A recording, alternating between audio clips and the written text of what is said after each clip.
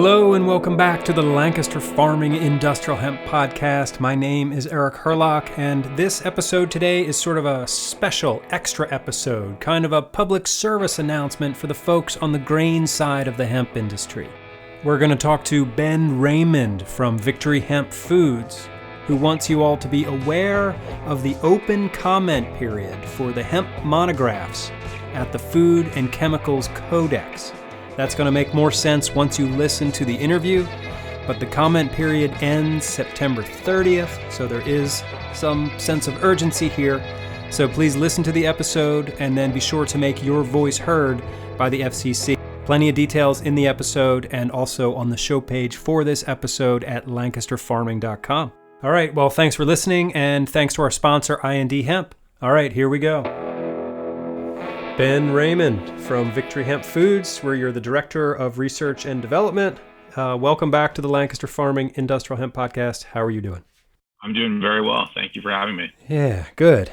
So you were on our show back in January. It was episode 117. And so if listeners have not heard that interview, I encourage you all to go back and listen to it to hear about all the cool stuff that Ben does at Victory Hemp Foods in Kentucky.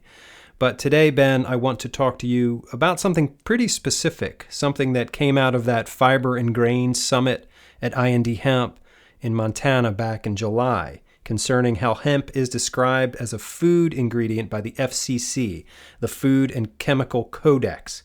So first of all, what is the FCC and why does it matter?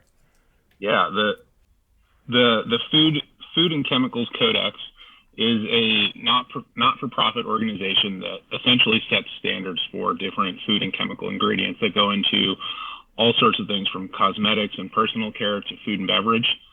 It's really a way to understand as a manufacturer, or it's not so consumer focused, but for manufacturers to know if they're getting an ingredient, say monoglyceride, that it is to an exacting purity level and different quality standards, identity standards to ensure it's from where you say it's from, that kind of thing.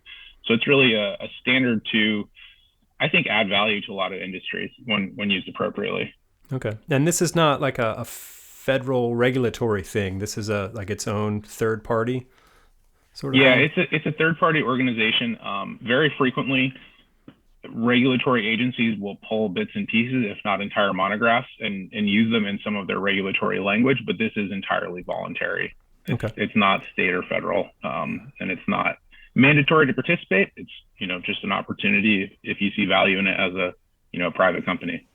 All right. So what is a monograph and, what function does it serve? How does industry use it? Yeah, a monograph is essentially a short document that outlines exactly what an ingredient is. And that can encompass everything from test methods to ensure that the identity or the source material is what you say it is. So for example, it could be looking at the fatty acid profile in an oil and using that as essentially a fingerprint to determine that actually did come from hemp or soy or whatever it is supposed to be.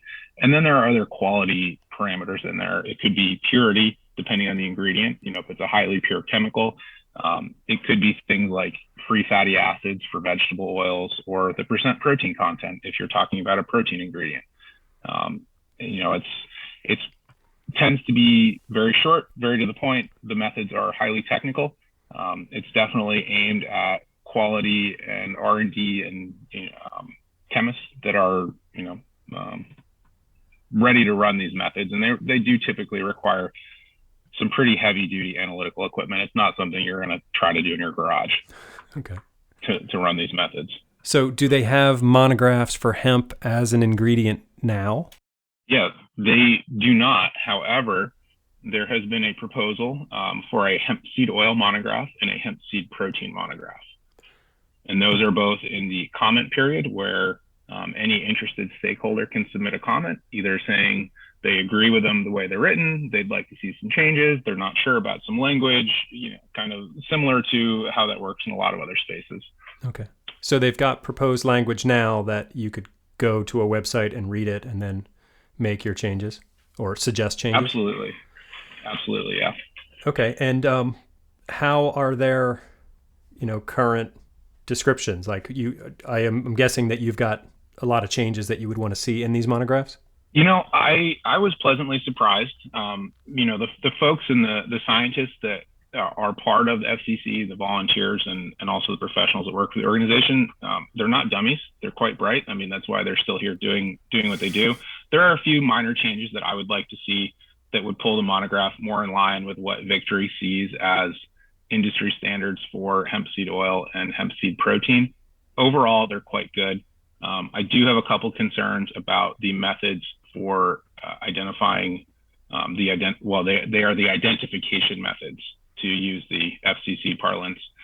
The reason I'm concerned about that is I've actually looked at the standards, and I think that some products that I am 100% certain came from hemp seeds, because I witnessed them being processed and saw the hemp seeds myself, would test, and based on the testing that we've done, come back as maybe considered not hemp. And I think that is probably, maybe the data set's not large enough to encompass the variability that you would find in different hemp cultivars or regions or growing seasons. Maybe it's rainy one year, or you have a higher nitrogen load because you followed a legume from the previous season. But I think these are all things that can be updated and fixed. And certainly I would encourage everybody in the hemp grain industry to go and comment as they see appropriate. And we have prepared some thoughts that we feel are in the best interest of the entire industry, as a guide to make this a little bit simpler. But certainly, this is open for comment. You can make an account for free and go in, view the proposed monographs, and submit your comments. And this is all done online, so it's from the comfort of your desk. You don't even have to pick up the phone. Right. Is there a deadline for this comment period? That is a good question, and there certainly is, and it is fast approaching. September 30th is the end of the comment period. September 30th. Okay, so that leaves 9 days, right? Today's the 21st. Okay, so this is some urgency here. So sort of a call to action to get people on the hemp grain side of things to go to the website and submit some comments. How likely is it that the FCC will, listen to those comments and make those changes? Are they pretty good about working through these things with industry? I think that we're in a good place right now because the standards haven't been adopted yet, or the monograph hasn't been adopted yet. So it's not official. Right now, this is really preliminary. I think that there's a high likelihood, especially if enough interested stakeholders comment, and especially if those comments line up, there's a pattern that emerges, that we may either see a delay or hopefully just a change in language that makes it a little bit more appropriate. But, as I said, I don't see a lot of glaring issues with it. I think many folks in the hemp seed industry will read these and go, yeah, that looks about right for the most part. And then once that comment period closes, when would the changes be implemented, or, when would these official monographs be released? They would be released when they publish FCC number 13. So essentially this is a compendium of monographs, and they release them every so often. I'm not actually sure what the release date for number 13 is, but I can certainly check back and send you a note. Okay. You said you had some suggested language. Is that something that we could publish on our site and people could find it and sort of see where you're coming from? Yeah, absolutely. Okay. Certainly. Cool. So we'll have like a PDF on lancasterfarming.com for that. All right. And then we'll also put a link up, for the FCC site so people can go right to the comment page and do all that stuff. Yeah, it's pretty easy. Making an account takes about 30 seconds. You need an email address and a name, and that's about it. Okay. Pretty straightforward. I'm happy to share all that information, and we can get that posted quick. Okay. So tell me one more time, why this is important for the hemp industry.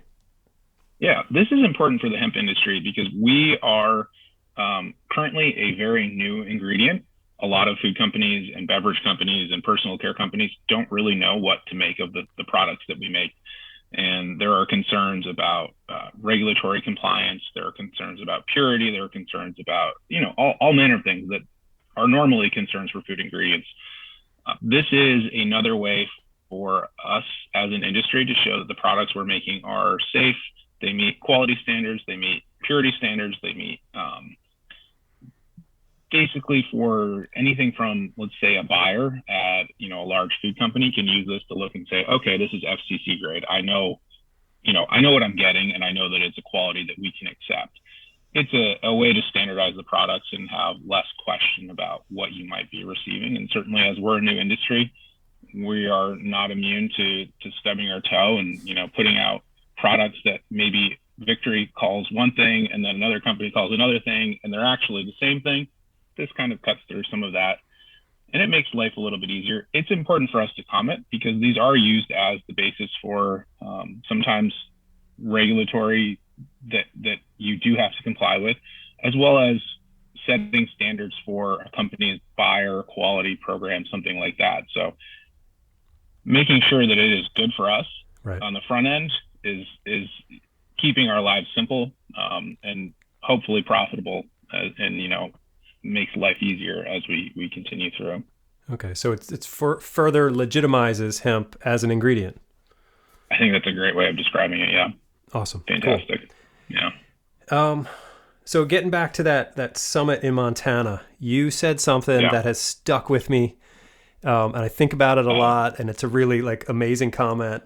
And you said basically hey, we're making food, not edibles, right? That was you who said that. Yeah. What do you mean by that? I mean that we make food ingredients, and we make food ingredients that are not intoxicating in any way. They're not meant to treat, diagnose, or, food absolutely contributes to your health. You are what you eat, but it's not a drug. It's not meant to make your achy knees feel better. We're not claiming any structure, function kind of things that might get us in trouble. And we are also not in the cannabinoid industry. Now, we're obviously related, and the hemp industry encompasses cannabinoids, fiber, and grain. Those are kind of the three pillars that everybody thinks about. But we don't have a lot of value in cannabinoids because we're just not playing there. And it's actually, I think, helpful for us in the grain space to separate ourselves a little bit, because the way you sell CBD versus the way you sell a protein concentrate are very different. I want a buyer at a large food company to know that there is not CBD in my product, that there is not THC in my product, there is no regulatory concern. It is a grass ingredient. Grass is generally regarded as safe, and that allows us to sell it and use it in food ingredients in just about any area. And it also means that we don't have to worry about somebody saying, oh, you need a hemp processing permit. At this point, we're selling a finished food ingredient. Anybody that's a food processor that has the appropriate permitting and all of that good stuff that food companies have can use it, and they can use it with confidence that it is a safe, nutritious food ingredient. Right. And I think this comment gets to the food and fiber side of things are sort of being held up to these cannabinoid regulations, right? It's that side of the industry is being forced to play by these just other rules that shouldn't apply, right? That's definitely my opinion is that we are slightly overregulated, and that is because of the potential for the plant to produce cannabinoids. The varieties that we're growing and processing really, in my mind, are not an issue there. I'm not concerned about my hemp grain variety being something that somebody could go out and pick flower in the field and smoke it and get stoned. That's just not a reality, and I'd like regulators to sort of see that. I'd like to see some separation, and I'd like to not have to do so much testing for residual THC or CBD in my product. The standards that we're held to are pretty high, and that's not a bad thing.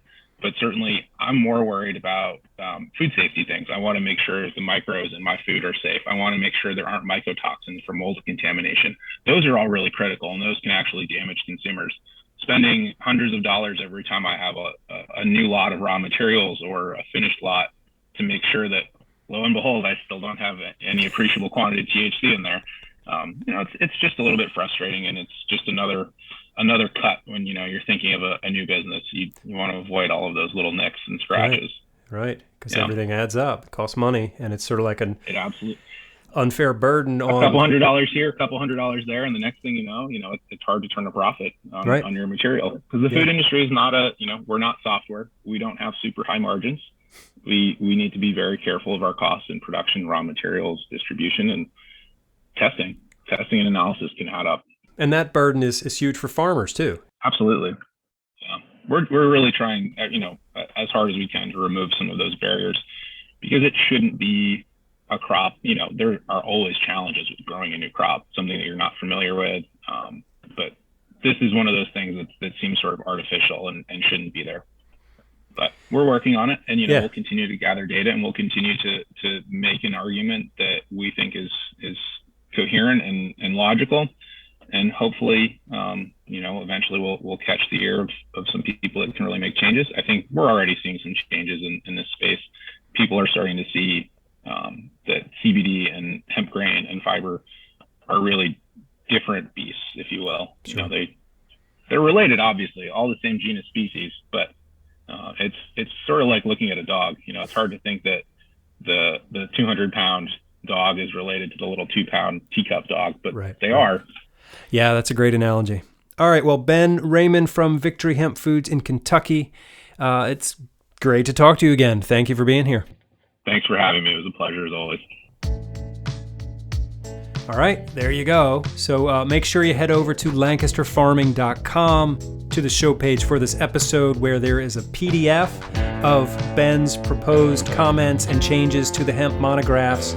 And there's also a link right there to the Food Chemicals Codex forum, where you can click on that and put your comments in. Okay, and just to reiterate, the deadline is September 30th, 2021. So that gives you just over a week. All right. Thanks for listening. My name is Eric Herlock. I'm the digital editor at Lancaster Farming newspaper. You can always reach out to me by email. Send it to podcast@lancasterfarming.com.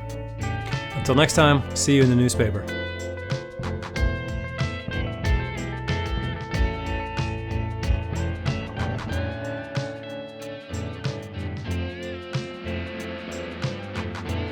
Episode 158 of the Lancaster Farming Industrial Hemp Podcast is copyright 2021 by Lancaster Farming newspaper, part of the Steinman Communications family. Today's show is written and recorded, edited, and produced by Eric Herlock, and any music you hear throughout the show, including this cool jam called Under the Fridge Downtown, is courtesy of Tin Bird Shadow.